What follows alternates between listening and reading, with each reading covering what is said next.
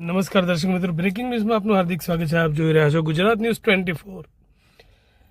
દેશની છબી ખરડાવવા બદલ કોંગ્રેસ વિરુદ્ધ અમરેલી ભાજપ યુવા મોરચાની ટીમ તેમજ મહિલા મોરચાની ટીમ દ્વારા પ્રચંડ વિરોધ. દિલ્હીમાં યોજાયેલ એઆઈ સમિટમાં ભારત દેશ વિશે કરાયેલી કથિત વિવાદાસ્પદ ટિપ્પણી બાદ રાજકારણ ગરમાયું હતું.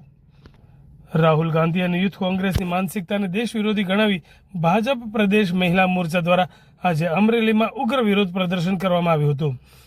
આંતરરાષ્ટ્રીય મંચ પર ભારતની છબી ખરડાવવાનો ગંભીર આરોપ લગાવી મહિલા કાર્યકરોએ ધરણા યોજ્યા હતા અને સૂત્રોચ્ચાર સાથે કોંગ્રેસ વિરુદ્ધ આક્રોશ ઠાલવ્યો હતો. ભાજપ મહિલા મોરચાને યુવા પાંખે જણાવ્યું હતું કે દેશનું અપમાન ક્યારેય સાંખી લેવાશે નહીં. રાહુલ ગાંધીના પુતળાનું દહન કરવામાં આવ્યું હતું. અમરેલી ભાજપ યુવા મોરચો તેમજ ભાજપ મહિલા મોરચાએ આ મામલે કોંગ્રેસ પાસે જાહેરમાં માફીની માંગણી કરી છે.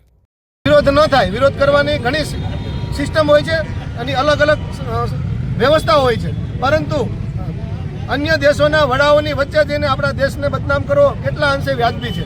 આ કદી પણ ભારતીય જનતા પાર્ટીનો કાર્યકર્તા ચાખી નહીં લે અને આખા દેશમાં એમનો પૂરેપૂરો તાકાત સાથે વિરોધ થઈ રહ્યો છે. ત્યારે આજે મારા મહિલા મોરચાના બહેનો, યુવા મોરચાના ભાઈઓ અને સમગ્ર ભારતીય જનતા પાર્ટીની ટીમ સખત શબ્દોમાં આવા કૃત્યને વખોડે છે અને રાહુલ ગાંધીના અને સમગ્ર કોંગ્રેસની નિંદા કરે છે.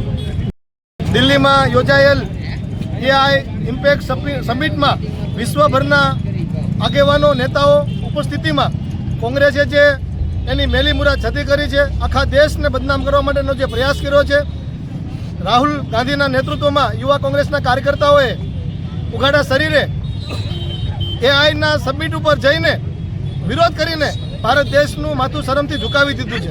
આવી હરકત કરવા બદલ આજે ભારતીય જનતા પાર્ટી મહિલા મોરચાના બહેનો અને યુવા મોરચાના ભાઈઓ અમરેલી ખાતે મહિલા મોરચા દ્વારા રાહુલ ગાંધીનું પુતળા દહન કરવા આવ્યું છે. કેમ કે રાહુલ ગાંધીએ એઆઈ સમિટમાં દિલ્હી ખાતે જે રાષ્ટ્રનું અપમાન કર્યું છે, બધા નાગરિકોનું અપમાન કર્યું છે, બદલ અમે આજે એનું પુતળા દહન કર્યું હતું અને અમે મહિલા મોરચા દ્વારા વિરોધ નોંધાવ્યો હતો. આ તકે અમારા જિલ્લા ભાજપ અતુલભાઈની ટીમ, યુવા ભાજપ ચેતનભાઈની ટીમ અને સમગ્ર અમારા બહેનો મહિલા મોરચાની ટીમ હાજર રહી અને અમે રાહુલ ગાંધીનો વિરોધ કર્યો હતો અને પુતળા દહન કર્યું.